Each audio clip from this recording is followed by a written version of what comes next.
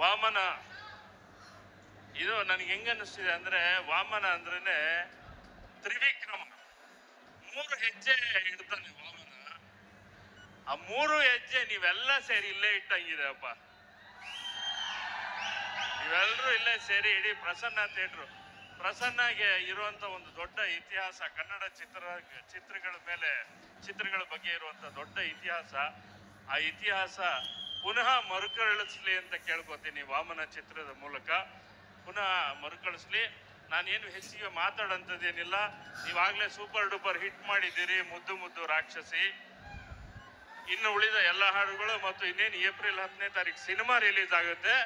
ಸಿನಿಮಾನು super duper hit ಮಾಡಿ ಧನ್ವೀರ್, ರೇಷ್ಮಾ, ನಮ್ಮ ಮುದ್ದು ಅಮ್ಮ ತಾರಮ್ಮ,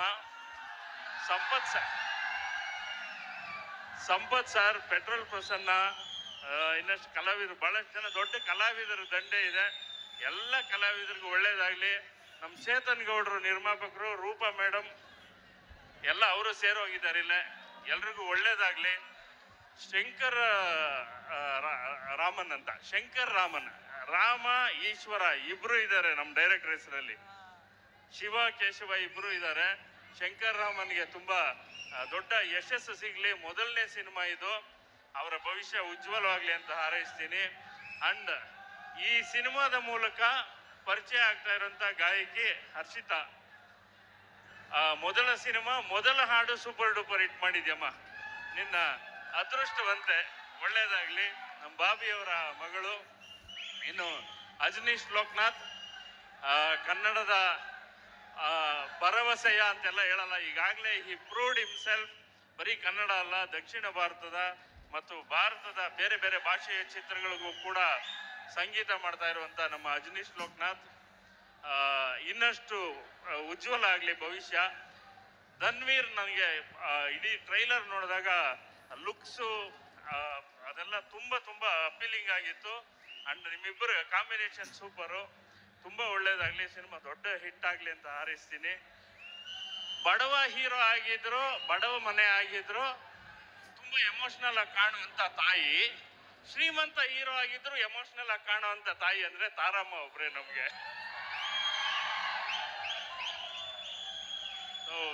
ಸಂಪತ್ ಸರ್, ನಮ್ಮ ಪೆಟ್ರೋಲ್ ಪ್ರಸನ್ನ ಅವ್ರ ಬಗ್ಗೆ ಹೇಳಂಗಿಲ್ಲ.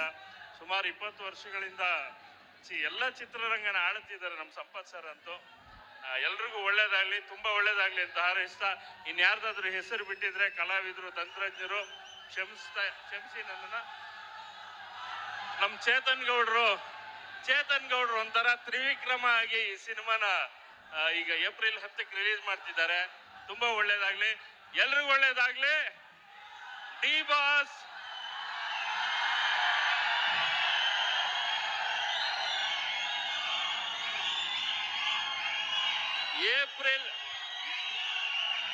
ಏಪ್ರಿಲ್ 10ನೇ ತಾರೀಕು ಯಾವ ಥಿಯೇಟ್ರಿಗೆ ಬರ್ತಾರೋ ಗೊತ್ತಿಲ್ಲ.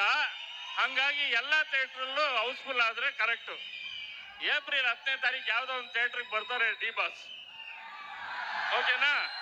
All the best. Thank you so much.